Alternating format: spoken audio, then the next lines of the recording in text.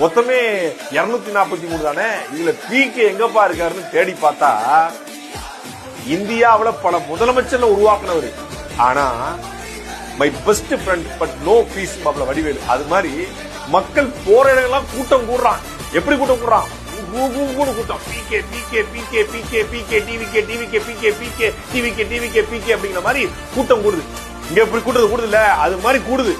அவரை பார்க்க கூடுது, அவரை செல்ஃபி எடுக்க கூடுது, அவரை வந்து இது பண்றாங்க, கிரேஸா இது பண்றாங்க, அவருக்கு மண்டையில அடிபட்ட துடிச்சுட்டாங்க.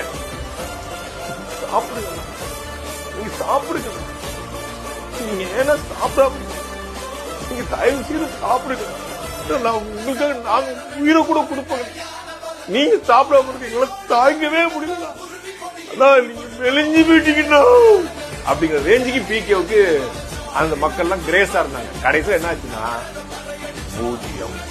முட்டையிலையும் பெரிய முட்டையா வாங்கியிருக்காரு பிகே.